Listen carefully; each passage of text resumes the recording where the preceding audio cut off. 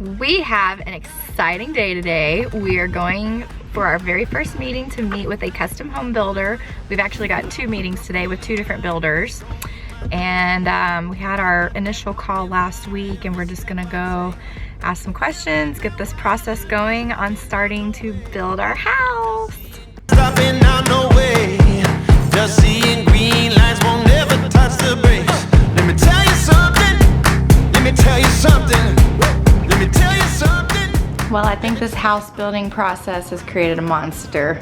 This is what we do till 2:30 in the morning, is coming up with design ideas and layout for this house. So thank God we have a wonderful builder that we found to help us through this process, but it's gonna be so fun just watching it come to life, and I can't wait to get started. Hello everyone. I am going to be documenting this house building experience. We've looked forward to this for so long, and so I thought it would be really cool to kind of break it up in stages by every, I don't know, week, couple weeks, whatever happens to be going on during that phase, and share kind of like a step-by-step of this whole process. So we bought our land about a year ago, and kind of just been working on getting our ducks in a row as far as finances. We've been just looking at design styles that we like, started to search for local builders, but really I would say last week is when we started taking action to start this process. And so this first video is going to be kind of the pre-planning stage and what that has entailed and what we're currently in the process this week, or last week / this coming week. First and foremost, like I said, we made some calls to some builders, kind of for a little phone interview, asking some questions.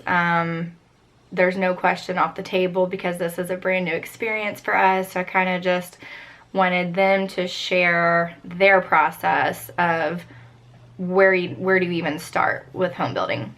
And after a few calls, we had a really great conversation with a builder here locally in Coeur d'Alene, and it's the company is called Affordable Custom Builders, and had probably about an hour-long phone call with him, just very, very helpful, answered a lot of questions. Again, that purpose of that phone call was just to really kind of see just what the overall process was, like where do we begin.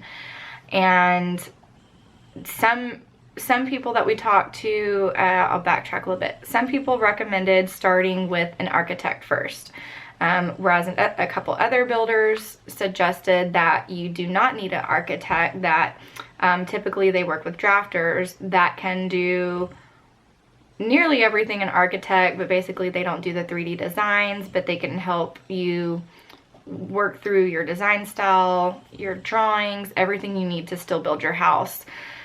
So with that information, I did call some architects as well and kind of picked their brain. I will say it's probably 2 to 3 times more expensive to have an architect draw up your plans compared to a drafter. For our house, we have really good ideas of what we want, and after, you know, looking at this builder's that we're going to be going with, their gallery, we were very impressed with their quality of work. It was very similar design to what we want, so we opted out of working with an architect, and they have a drafter in-house, so we're going to be working with them. So that's kind of I would say step 1, or one of the first steps. The second, well, this is probably the actual first step. You've got to determine your budget, your maximum budget. And so that's one thing that we've been spending a lot of time on, trying to figure out what is our max budget, what do we want to spend, also kind of getting our wish list together of what our top priorities are in the house versus what we would just really, really like to have. And then that way we can tweak it, we can trim some stuff off depending on what we can actually afford. Another big step is securing your financing. So whether that's going to be getting a loan through a bank, a construction loan, if you're going to be using equity in any other properties if you own, if you're going to be paying cash down payment or, you know, larger amount of cash for the house, if you've got retirement accounts that you're going to be withdrawing money from, like whatever your source is for your financing, that's also one of the very first things that you're going to have to do. So this week, that's kind of what we've really been focusing on, in addition to the first initial meeting with the home builder. So back to this week, I mentioned I had a long conversation with him on the phone. We went ahead and set an appointment and we met with him in person this week. And we were there for like 3 hours, asked tons of questions. I think one of also the most important things when interviewing a builder is just seeing if you connect with their personality, because you're going to be working with this person and their team for over basically the next year. And we've heard from a lot of people that have built homes. Obviously you're going to have challenges along the way, so finding someone that you just really mesh well is super, super important. And we had such a great first impression on the phone, and then even more so in person with this builder, and we were just like, this is our guy, this is our company. So I highly recommend that. Like, really get a good feel for the group that you're going to be working with. And also just ask tons of questions again about the process. He was able to give us a lot of information and refer us to some banks for financing. In our case, on our property, one of also the first things that we are going to have to do is file for an easement, which is going to allow us to cut our driveway in through our neighbor's property to be able to access our property.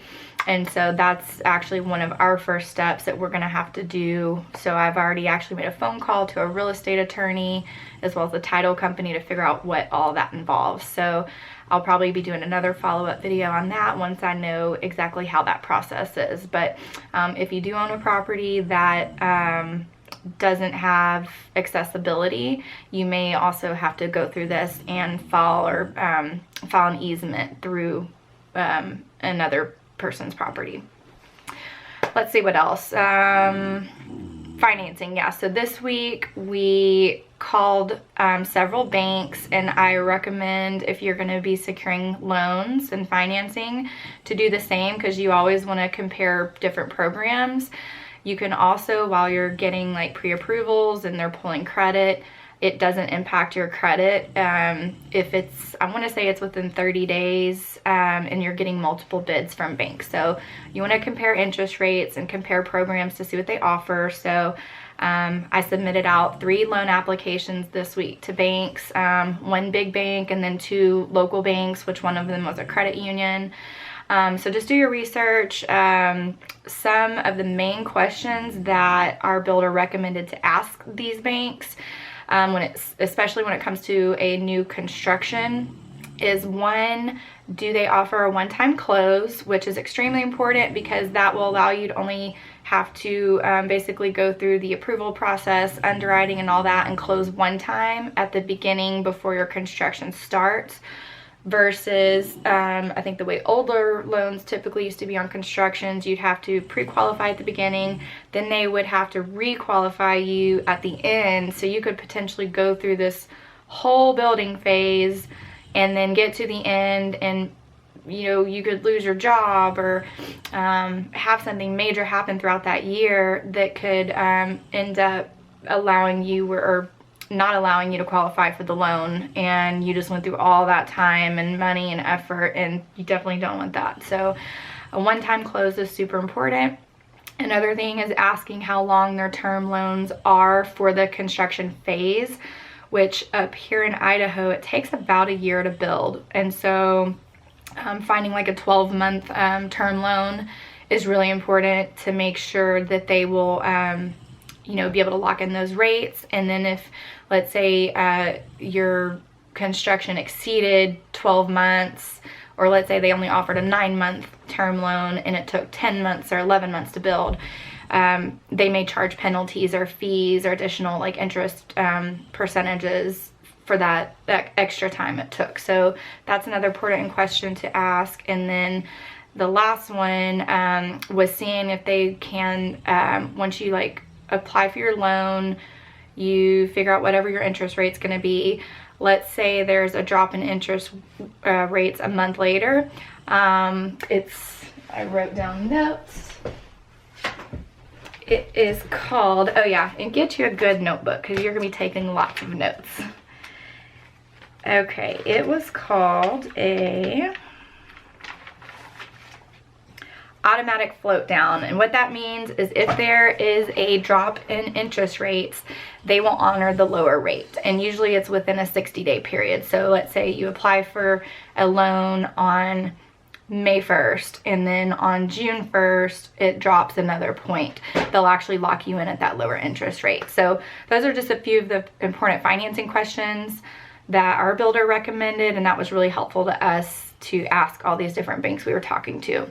And then probably the last thing regarding, let's see here, this first kind of initial phase, if you do own your land outright, we were actually under the impression, because we own our land that we're going to be building on, we were under the impression back in Texas that we could not use that as collateral and use the equity in that land to help secure financing.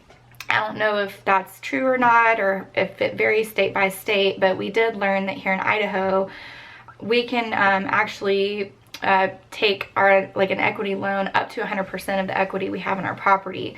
So that was interesting for us, and it just gives us additional options where we may not have to actually bring any cash to closing on the construction loan. And that just gives us much more flexibility. It leaves more cash in our pocket. I won't really go into the pros and cons of that. That's more of like a financial topic that we can maybe have later on. But that was really good news for us. And so, you know, again, you get to kind of hold on to your cash, and it may also help out with what your budget is, and if you need to potentially increase that budget to get what you want versus what you had initially planned for. So that's my tips on the pre-planning. So this next week we are going to be meeting again with the builder, and this will be our first site visit out at the property. He's basically just going to be scoping out the landscape, kind of looking at the area where the easement's going to be, because that's one of the first things that we'll have to do before we can start any construction, is getting the actual driveway out there so these big trucks can get in. So that's kind of our first phase one, and the next video I will share an update on the site visit and talk a little bit more about site development on the next phase. Bye.